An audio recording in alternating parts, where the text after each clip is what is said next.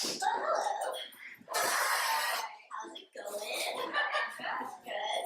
Well, if I haven't got to meet you yet, my name is Jordan, and I go to Radial, and my husband Pat and I live a few streets up with some cool housemates and some dogs. Yeah.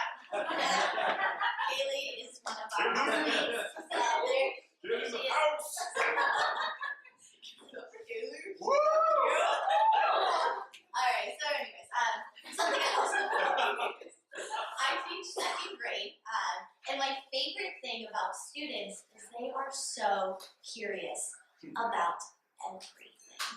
Literally everything.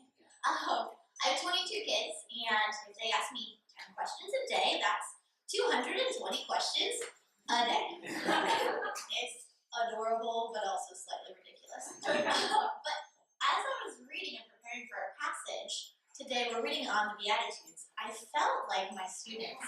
I became so curious about why Jesus was saying the things he was saying and how he was saying it. So I found myself asking questions like, why is he leaving the town where all the people are to preach? Why is he going to a mountainside? How big is a mountainside? Why is he telling us that we are blessed when we mourn? When we're persecuted? When we're broke? That sounds ridiculous. So, I want you guys to be curious with me as we read this passage. I felt really silly, actually, when I walked into our preaching huddle. Everyone else had prepared a sermon, and I had a list of questions. It was not very productive. But so let's be curious together as we read this passage. It says this. Now when Jesus saw the crowds, he went up on a mountainside and sat down. His disciples came to him, and he began to teach them. He said, "Blessed are the poor in spirit, for theirs is the kingdom of heaven. Blessed are those who mourn, for they will be comforted. Blessed are the meek, for they will inherit the earth. Blessed are those who hunger and thirst for righteousness, for they will be filled. Blessed are the merciful, for they will be shown mercy. Blessed are the pure in heart, for they will see God. Blessed are the peacemakers, for they will be called children of God. Blessed are those who are persecuted because of righteousness, for theirs is the kingdom of heaven.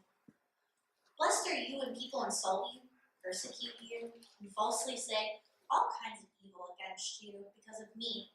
Rejoice and be glad, because great is your reward in heaven. Yes. For in the same way they persecuted the prophets who were before you." Let's pray. God, we thank you for this moment, for community, for time to be curious about you, Lord. We pray that you would help us to believe the gospel and to see you with wonder. It's in your name, we pray. Amen. So, if you are like me, these declarations that Jesus is making do not make sense. They're counterintuitive. What does it mean that we're blessed when we mourn? I've mourned before and it was not fun. I don't walk into a funeral and tell the people there, "Hey, you're so blessed." Aren't you blessed? That's ridiculous. So this idea of being blessed is what made me feel like a second grader again. It doesn't make sense because when I hear about being blessed in society, it's not in this context. I hear, I got a raise, I'm so blessed. I had a baby, I'm so blessed. I got the promotion, I'm so blessed. I hit the lottery, I'm so blessed. God bless America. Even the great pop musician Bruno Mars, I'd call him a theologian maybe, tells us that being blessed means 24-karat magic in the air. Yeah. Spending money like money ain't nothing. Woo-hoo. Gotta blame it on Jesus. #blessed. Alright, so listen, I want that version of blessing. That sounds amazing. I want what Bruno Mars has, and I want to win the lottery. Yeah. That would be great.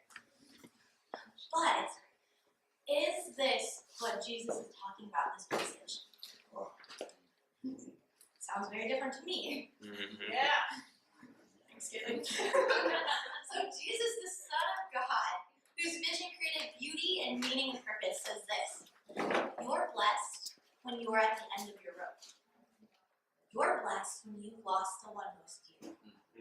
What? Okay, for real, bring me Bruno back. I want this.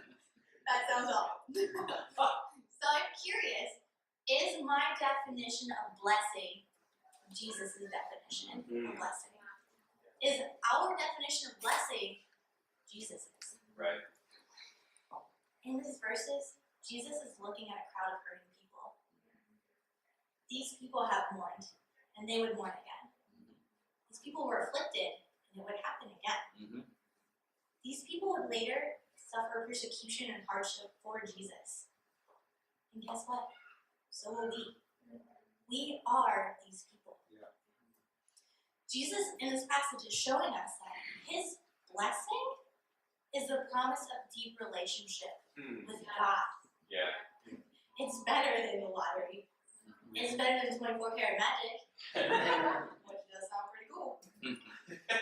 But Jesus was giving them the promise that God would be with them when things got tough. Yeah. That in the moments of darkest despair, God will come near.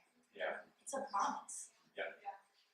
The blessing is not the moments of the morning. It's the connection we receive in those times. Yeah. So Jesus is telling the crowd and he's telling us, my Father will come near you. He's going to do more than deliver you from your plight. He's transforming horrible moments into holy moments. Yeah. He's bringing spiritual redemption and divine connection to us. He's taking our pains and hardships and trials, and he's infusing them with holiness, nearness, and moments where the space between us and God get thinner. When we've lost it all, we're blessed because we have the guarantee of being comforted, cared for, and shaped by the creator of the universe. Yeah. You and I, near our creator. Yeah. So if we're hoping for blessing, and Jesus is telling us where to find it, is this the blessing that we're looking for? We will lose those most dear to us. Hey, can I say something? We just said, there's a few things you call on to. The blessings are blessings for the name of Christ, for yourself, to believe. The enemies are not enemies to come to you for blessing, for honesty and trust. And honesty and trust and blessing for that. Never ever trust anybody to go gullible for all access to believe you and still stab you for Christ on the cross. Thank Yeah, you. well, I'll be right back. All right, see you in a minute. Thank you, man. Thank Go you. out there back here. Thank you for your subliminal message. I like the interaction.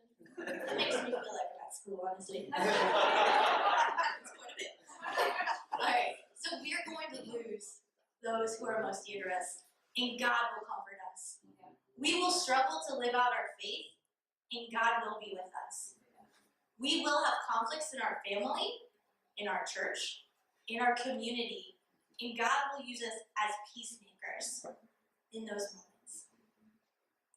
So I think Jesus is calling us to stop seeking 24-karat magic Yeah. and start looking for blessing when our name gets smeared because of the work we do for Jesus. Yeah. When we enter into somebody else's pain. When we become peacemakers for the kingdom instead of comfort makers for ourselves. So I'm going to read this scripture again in a different format, and I want you to reflect closely on Jesus' words.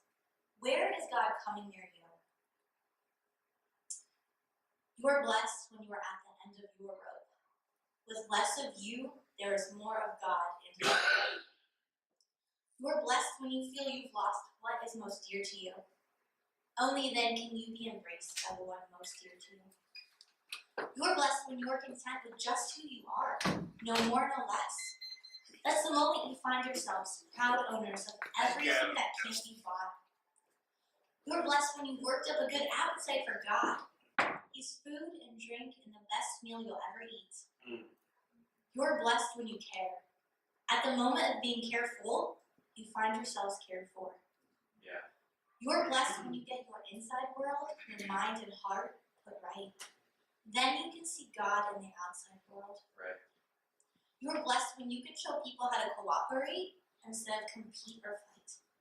That's when you discover who you really are and your place in God's family. You're blessed when your commitment to God provokes persecution. The persecution drives you even deeper into God's kingdom.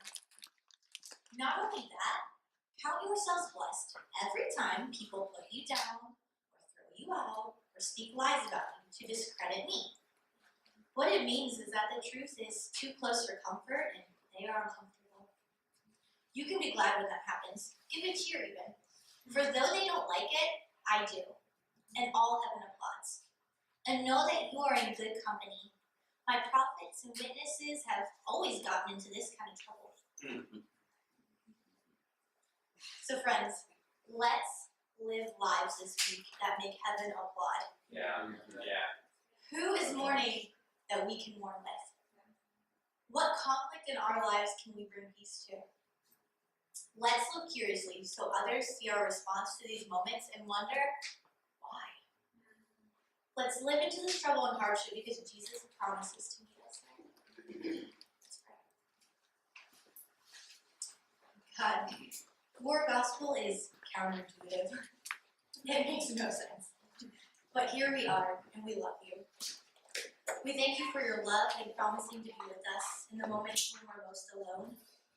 Help us to believe the gospel, to believe you, and to live curious lives. It's in your name we pray. Amen.